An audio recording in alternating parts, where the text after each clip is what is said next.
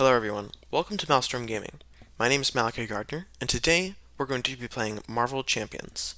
Marvel Champions is a cooperative card game for 1 to 4 players where you're going to take on the role of your favorite superheroes as you fight against iconic supervillains. Today I'm going to be showing you how to play Marvel Champions, and then I'm going to play a game. So I have Marvel Champions all set up with my hero deck all shuffled, my character card with the alter ego side face up, my health set to the max, which is 10 for Spider-Man. Then I have my villain deck up here with my villain stat card. So today I'm going to be fighting against Rhino. And then Rhino's health, which is going to be 14. And then finally, we're going to have the scheme, which is the evil thing that Rhino is trying to do. So there's some flavor text, and I'll go ahead and read that. Alright, so Rhino is attacking a shield facility. And then it tells you how to set up the game right here. And so I've gone ahead and done that. And then last setup in the setup is to advance to stage 1B, which is on the other side of the card. So now we flip over the card here. And there's some more flavor text, so I'll read that as well. Sorry about that. It's not focusing at all. Alright, Rhino is trying to smash through the facility wall and steal a shipment of vibranium. You must stop him. Alright, so then it says, if the stage is completed, the players lose the game. So that tells us, if the stage is completed, we lose the game. How is the stage complete? Well, over the course of the game, there will be a number of these yellow threat tokens placed on this card. If a number equal to, if there's ever this many tokens on the card, which is 7 plus that symbol there, which is that whenever you see that symbol, it means times the number of players. So 7 times the number of players. For this game, we're just going to do a 1-player game, so it'd be 7. If we were playing with 2 characters, it would then be 14. And then same for 3 and 4 players. Each turn, a number of threat tokens are going to be placed on the card equal to this number here, so that's going to be 1, again, per the number of players. So for 1 player, 1 token is going to be placed per turn. If there were 3 players, 3 threat tokens would be placed per turn. So we're going to set that card back down, and we're going to get going. So each character is going to have a maximum hand size, which is denoted down here. So for Spider-Man, or for Peter Parker rather, his hand size is 6. So we're going to go ahead and be able to draw 6 cards. Alright, so then we have our cards in our hand, so then we get to start playing. So what happens in a turn if we were to follow this player reference card? First, on your turn, so take turns in player order. Since there's just 1 player, the player order doesn't matter because it's just me. On your turn, you may 1. Play cards, 2. Trigger and request actions, 3. Use basic attack / thwart / recovery powers, 4. Change your form, limit once per round, and 5. End your turn. So you can do these in any order, and I'm going to go through them real quick. So the biggest thing you're going to be doing on your turn is you're going to need to be doing that first thing, playing cards. So how do you play cards? Well, we have a hand of 6 cards. And if we were to look at any one card here, so let's take a look at this swinging web kick, we see a number up here. And for this card, it's 3. So that's the cost. So this card costs 3 resources. Now, how do we pay for cards? Well, the bottom corner of each card, there will be a number of icons here. And those are the different resources. So there are physical resources, and then there's mind resources. Usually it doesn't matter, but in some rare instances it does matter which icons you play for. So essentially what we're going to be doing is you're going to be discarding cards to play cards. So for this one, we're going to need to discard 3 cards from our hand to play it. Certain cards may actually give you more than 1 resource. So this Power of Justice gives you a wild resource, and then it says double the number of resources this card generates while playing for a paying for a justice yellow card. So if we were paying, if you were discarding that card to pay for swinging wag pick, it would swinging wag pick. It would give us one resource. But if we were discarding it to instead play the surveillance team, it would actually give us two because this card is yellow. But in general, each card will just give you one. So when we play a card, they're going to do different things based off of what they do. If we have a support card, after we pay its cost, we're going to put it next to our character, and then we're going to be able to, it's going to give us some sort of ability from turn to turn. Upgrades will be attached to different cards that are on the table, such as this one, which says attached to a minion. So the villain, which is Rhino in this case, will be able to put out villains, and they're going to be smaller enemies that we're going to have to fight. And so this spider tracker allows us to put a little tracker on them, which will help us when we defeat them. And I'll explain that more when minions come to play. You also have events, which are cards that when you pay their cost, you're going to do what it says down here, and then you're going to put the card in your discard pile. And so it's a one-time use thing. And then you're also going to have allies, which are another card type that are going to stay out and will help you, but we do not have any of those in our hand, so I'm not going to explain those until they become relevant. We can also, next action we can do on our turn is trigger and request actions. So different cards, after we've played them, can be used from turn to turn. For example, this Helicarrier support card says that we can use, as an action, we can exhaust, we can exhaust Helicarrier to choose a player, reduce the resource cost of the next card that player plays by this phase by 1. So if we have played this card, we may exhaust it, which means to turn it 90 degrees, so it's sideways, and then we can reduce the cost of the next card we play by 1.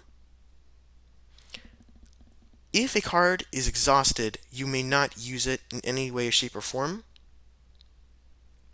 to do any sort of abilities on it because it's been exhausted. So if you exhaust a card, it shows that you can't use it for the rest of that turn. Next, you can use basic attack, thwart, and recovery powers. So on our character card, let's take a look at that right now. So there's two sides to it. Each card will have a maximum hand size and a hit points down there. They will also have some sort of special ability here. What this action is referring to is this recovery, this yellow number up here, which is the character's recovery. We can exhaust our character card on our turn to regain a number of hit points equal to that number there, which in this case would be 3. So if we were damaged, we could exhaust our card to gain that many hit points. On the other side of our card, we have even more information. So we have another hand size and hit points. We have another ability here. And then we have 3 more actions. So the thwart action is the top one right there, the blue number. You can exhaust your character card to remove that many these threat tokens that we talked about earlier from the scheme card equal to that number. So for this character has a thwart of 1, so we could exhaust this card to remove 1 threat token from the scheme. Alternatively, we could attack by exhausting our character and dealing damage to the enemy equal to the number, the number in that red explosion there. So for this character, it's 2. So we could exhaust this character to deal 2 damage to the villain, reducing his health from 14 to 12, which will put us closer to defeating the villain, which is the goal of the game.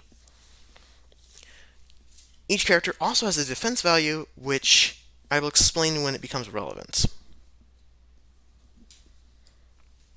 So, we've gone through three of the three of the five actions. We still have the fourth and fifth action. So, the fourth action, excuse me, the fourth the fourth action says change your form, limit once per round. So, what this action is, it's very simple. All you're going to do is flip over your card. So, if I'm Peter Parker, I can flip over to Spider-Man, or vice versa. And you can do this once per round. Finally, the fifth action is extremely simple. It is end your turn. When you end your turn's over, and you can't do any more actions, and play will proceed clockwise. Again, we're playing by ourselves for this one, so since it's just our turn, that will end the round, or at least the hero phase of the round. Alright, so I'm going to show you how a turn works. So, you can do any of those actions in any order. So let's look at our hands. First, we have the Power of Justice, which says max 2 per deck, which just means that you cannot have any more than 2 copies of the Power of Justice included in your deck when building your deck. Then it says double the number of resources this card generates while playing for Justice yellow cards. So this is a resource type card, as denoted right there, which means that you can't play it to do anything on its own, but you can discard it to gain resources, and generally resource cards will give you more than one resource. So this card gives you one resource card, but if you use it as if you use it to play a yellow card, it gives you 2 instead. So that's what that card does. The next card we have here is the Helicarrier, which we already looked at, and it says that we can exhaust it to reduce the cost of the next card we play by 1. But that costs 3, which is quite expensive. Next we have Swinging Web Kick, which costs 3 as well, and it says Hero Action, Attack, deal 8 damage to an enemy.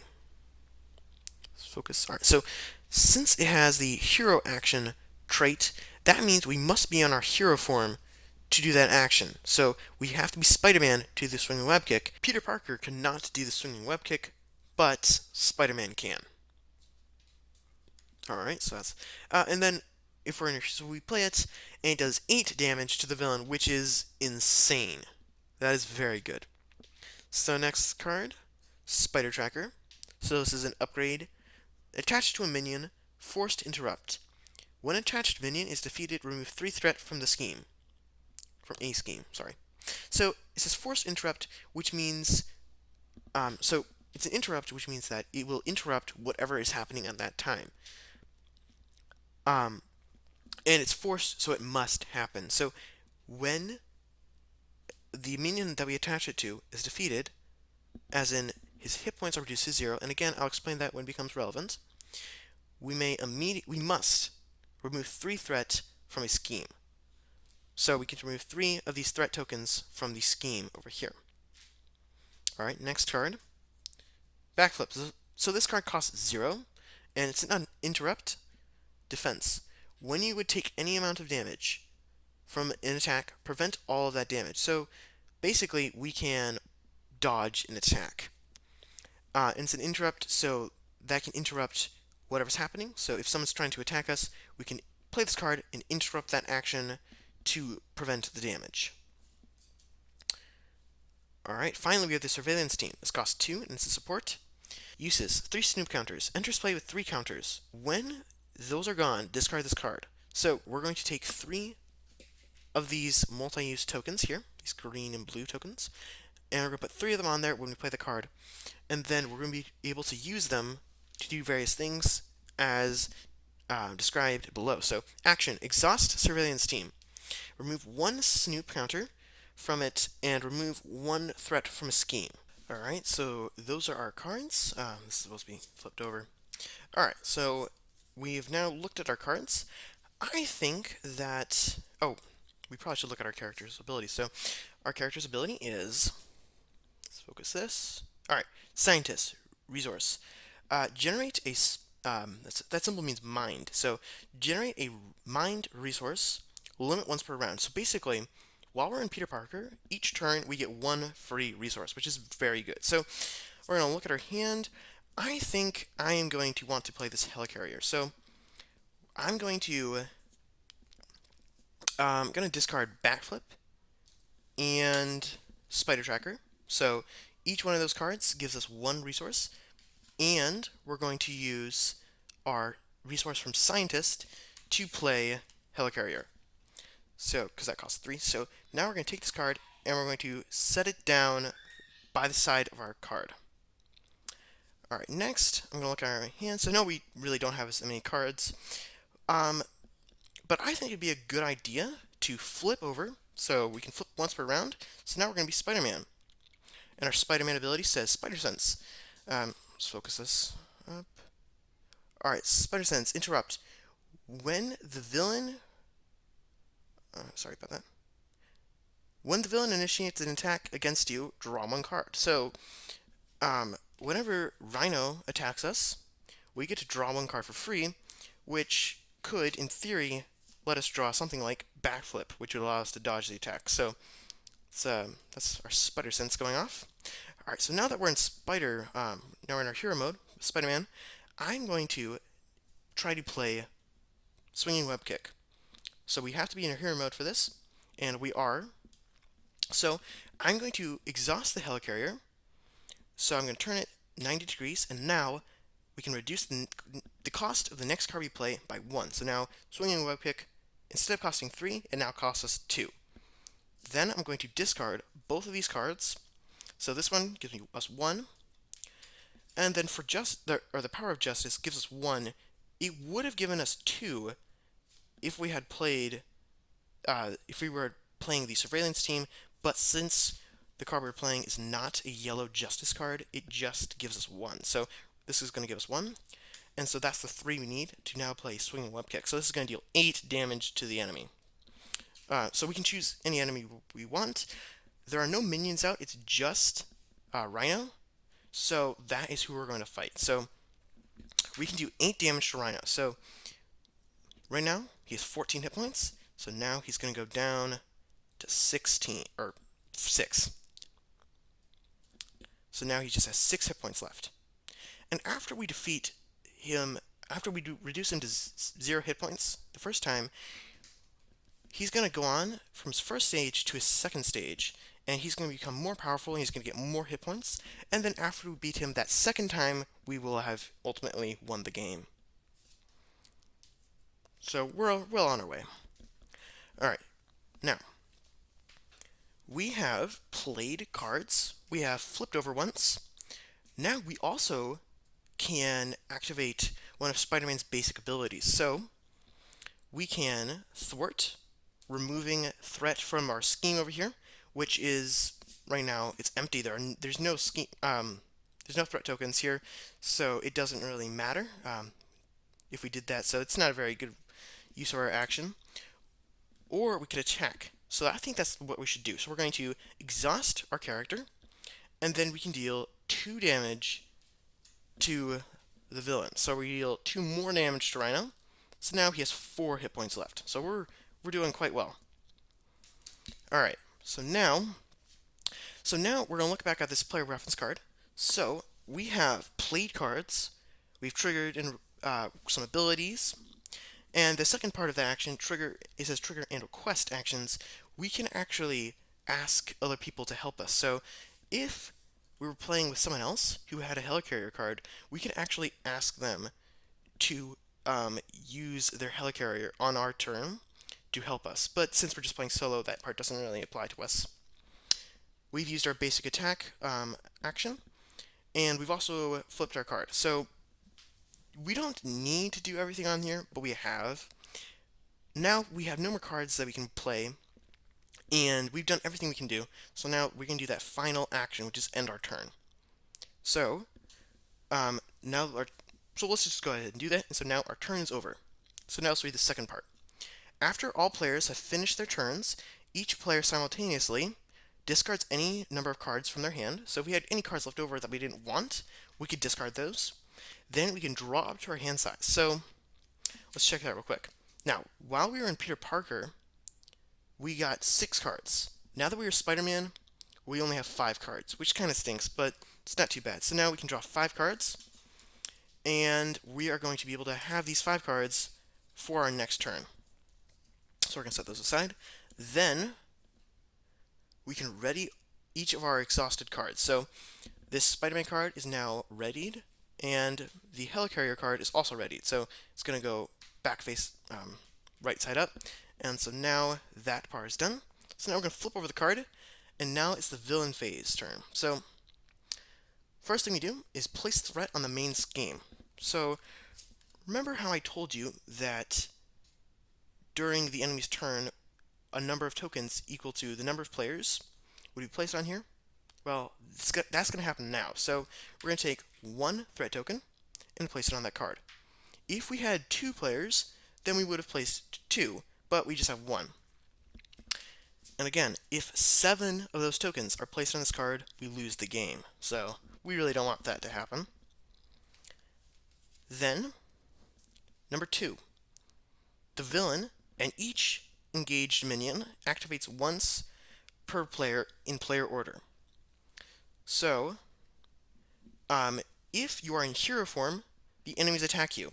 You may defend before the boost card is discarded. If they're in alter ego form, the enemies scheme. So, the enemies are going to behave differently based off of what you are doing. If you are right on the crime scene, in your hero form, actively fighting the villain, they're going to fight you back. If, on the other hand, you are in your alter ego form, you're not actually there fighting. Instead, you're doing various things such as, well, Peter Parker has to attend school. The villains are not going to fight you, but you can't stop them from doing their evil plan. So, if we were in our alter ego form, he would scheme. When he schemes, he's going to place a number of threat tokens equal to this blue number here, plus a random number that we're going to generate. So we're going to place those threat tokens on our scheme. So if we're in alter ego form, even more tokens are going to be placed there. Since we are in our hero form, he's going to attack us. So he's going to deal damage equal to that number plus a random number that we're going to generate. And that is how many hit points we are going to lose. So right now we have 10, and he could do at least 2 damage to us. So now so it says that we can defend before the boost card is discarded. So now that our third stat comes in. We have a defense value of 3. What we can do is we can exhaust our card to reduce the amount of damage dealt to us by that number. But if we do that, on our turn, we will not be able to attack or thwart. So there's a trade-off there. We could block damage, or we could fight back. Now, I keep on talking about this random number that we're going to generate. What we're going to do is, after we decide if we're going to block them or not, we're going to discard the top card of the villain's deck, and based off of what that card says, the villain may do more damage, as well as doing other special abilities. So I am not going to defend, so I don't have to exhaust my card, and then we're going to go ahead and discard this card and see what happens. Alright, so this card says it's called Advance, and it's a Treachery. Now, when we are discarding this card for combat, we actually can ignore everything except for this small portion of the card down here. If there were any symbols down here, then we would have to apply what those symbols do. Since there are no symbols down here, we actually don't have to do anything, and we basically get a free pass. So this card is going to be placed in the discard pile, and then we are going to reduce our hit points by 2, so now we have 8 hit points. Now, I actually forgot, we have our Spider Sense, which says that when he attacks, we actually get to draw an extra card, so we could have done that earlier. So it's another card here. And we actually would have had a chance to play a backflip if we had one in our hand, which we don't. Yeah, so we've done that. Next, we're going to go to step 3. Deal an encounter card to each player. Then each player reveals and resolves their encounter cards in player order. So, we're going to take one of these per player and put it in front of them. Since there's only one player, just one person's going to get a card. If we had two players, each person would get one card, and so on and so forth. And that's how the game kind of scales for the number of players. So we're now going to flip over this card and resolve what it says. Okay, so Stampede is a treachery. Treacheries are like our events. When we play an event card, we will pay the cost, do what it says, and put it in our discard pile. When the enemy plays a treachery, he is just going to do what it says and then put in the discard pile. There's no cost involved with the enemy doing it. So now we're going to read what it says. So, when revealed, if in alter ego form, this card gains Surge. So we do not have to apply this to us because we are not in alter ego form, we're in hero form, but if we were, then this card would gain Surge, which is just a special rule that means you discard this card and draw a new card instead, or in addition to that card. But again, that doesn't apply to us because we're not in alter ego form. But when revealed hero form, Rhino attacks you. If a character is damaged by this attack, that character is stunned. So, he's going to attack us again with the same rules as what happened last time, but this time, if he hits us, we're going to gain the stunned condition. So, if we're stunned, the next time this character would attack, discard this card instead. So basically, this would prevent us from attacking once, which really stinks. So, let's see what we're going to do. Because we have our Spider Sense, we get to draw another card, which is actually kind of cool. So we drew for Justice, so now we're going to actually follow the rules, and we're going to check to see if we actually can play anything. So, let's see. We do not. So I was looking for a backflip, just like the one we discarded. Maybe we shouldn't have discarded it because we could have blocked all the damage dealt to us, but as it is, we have discarded it, and so now we don't get to play it. So now since we've just seen that we don't have any cards to play, we can still exhaust our character to defend. And this looks kind of nice because we get to block damage as well as prevent the possibility of us getting the stun card if we exhaust our card right now to defend. So I think I am going to do that. So I'm going to exhaust this card, and then we still need to discard a card for the boost. So, alright, again, there's no symbols down here. So there's no symbols down here, so we're not actually going to increase it at all. So he's going to deal us damage equal to his attack, which is 2, minus our defense, which is 3, so he's going to do no damage to us.